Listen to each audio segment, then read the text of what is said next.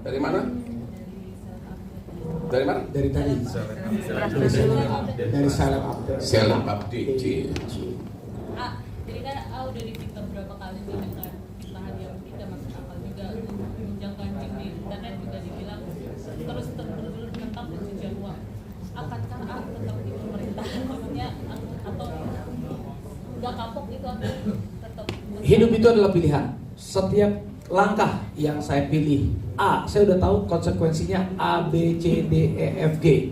Saya sebagai laki-laki jantan yang sudah diterpa, saya dari kecil hidup sendiri, ayah saya sudah meninggal, saya membesarkan adik-adik, saya sama ibu saya rasa-rasanya apapun ini adalah namanya hidup.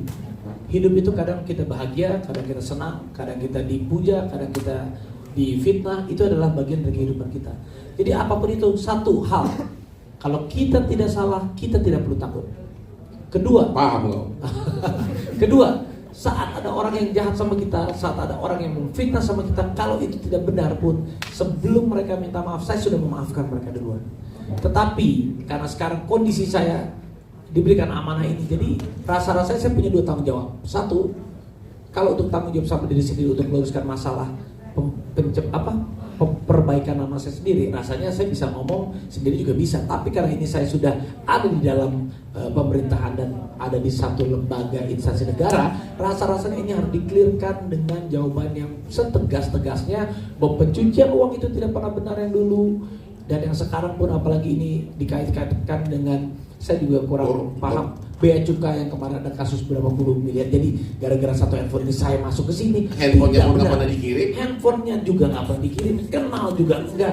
Ini jadi saya dikliarkan dan saya minta tolong kepada Bang Hotman yang udah jelas-jelas ini, wah sudah sepak terjangnya kalau di sebagai pengacara luar biasa lah. Sama halnya dengan saya kalau di entertain bolehlah saya. Oke. Jadi menjawab pertanyaan kamu, kami berdua ini dua-duanya sama-sama pengacara, sama-sama sukses dalam karir masing-masing. Amin. Dan kami harus akui juga sama-sama kaya dan juga digemari banyak yang cantik-cantik. Cuma dia memilih, kalau dia memilih jalur birokrat.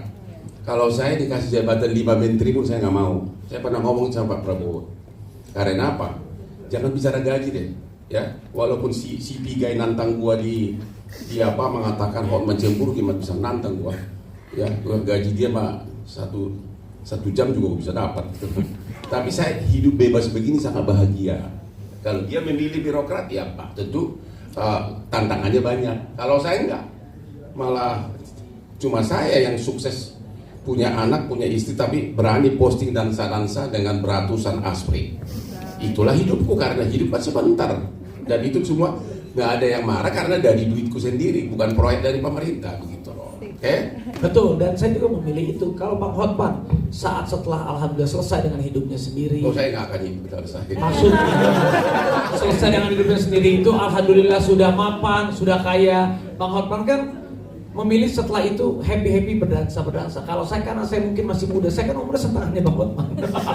Jadi saya mumpung masih ada waktu, ya namanya juga manusia, mudah-mudahan apa yang bisa saya lakukan ini bisa bermanfaat untuk generasi muda. Saya bisa lakukan hal yang baik, ya dosa-dosa saya diampuni, beramal yang baik, melakukan hal yang baik, memberikan contoh yang baik seperti hal ini, nggak apa-apa. Hal yang jelek, hal yang terburuk seperti di berita begini, justru pasti akan ada hikmah di balik semuanya, terutama untuk anak-anak muda yang lain, bukan saya aja.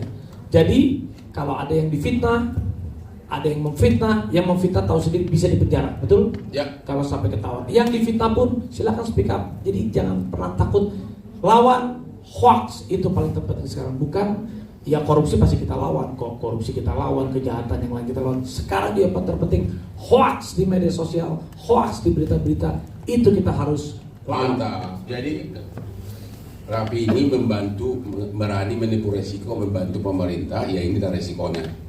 Kalau saya membantu ribuan rakyat, nggak ada resikonya karena pakai duit gua sendiri.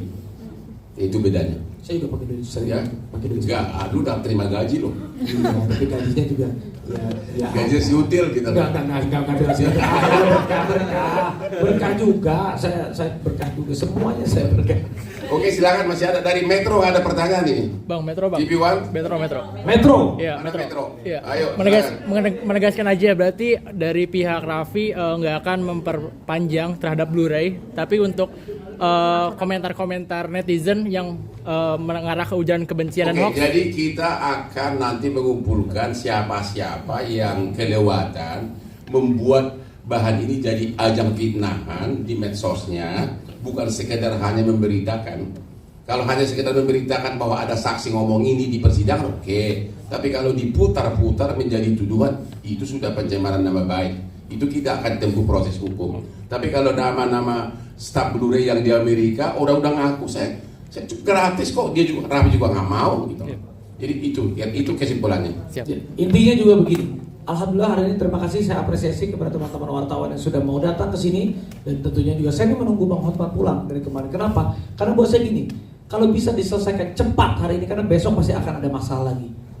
Besok pasti ada hal baru lagi. Jadi selesai hari ini, clearkan semua. Besok saya pengen banyak aktivitas yang perlu saya lakukan lagi. Saya nggak mau buang-buang waktu dengan ngurus hal yang buat saya, perasaan saya bukan ini hal kecil yang saya tidak menyepelekan ya, tapi yang mengganggu. Saya ini orangnya begini, selesai hari ini, selesai jam ini, lebih cepat lebih baik kita selesaikan, karena besok akan ada masalah baru lagi, besok akan ada tugas baru lagi. Saya masih pengen melakukan hal-hal yang lebih banyak bermanfaat untuk saya gitu. Terakhir ada akan selektif untuk bertemu sama orang-orang ataupun nantinya akan mungkin penjagaan ketatnya dari Saya nggak pernah dijaga-jaga ketat, saya nggak pernah selektif. Buat saya gini, saya selalu percaya almarhum bapak saya itu selalu bilang silaturahmi itu adalah nomor satu. Jadi siapapun saya selalu membuka tangan saya selebar-lebarnya untuk berkenalan sama siapapun itu. Tapi saya percaya kok, kita kan punya Tuhan, punya Allah. Orang yang baik akan selalu didekatkan dengan yang baik. Orang yang kurang baik atau orang ada yang niat baik, kalau selama kita tetap punya iman dan takwa, orang yang tidak baik itu pasti akan disingkirkan sendiri dengan alam, dengan tangan Allah. Oke, jadi secara kita simpulkan sebelum kita tutup, secara kesimpulan hukumnya adalah, fakta hukumnya adalah satu, Raffi tidak pernah memesan iPhone maupun laptop dari Blu-ray. Itu tidak pernah pesan. Kedua, Raffi kenal aja enggak siapa itu Blu-ray. Ya, hanya kebetulan berkunjung ke restoran Awang Kitchen di Amerika, di sampingnya ada Blu-ray. Ketiga, sudah ada pengakuan dari orang Blu-ray di Amerika yang mengatakan, kasihan Raffi kenapa difitnah, aku kan cuma nawarin gratis. Itu pun nggak jadi. Gak mau saya juga. Oh, nggak mau juga. Saya juga nggak mau. Dan juga nggak ada komunikasi sesudah itu, nggak ada komunikasi lagi.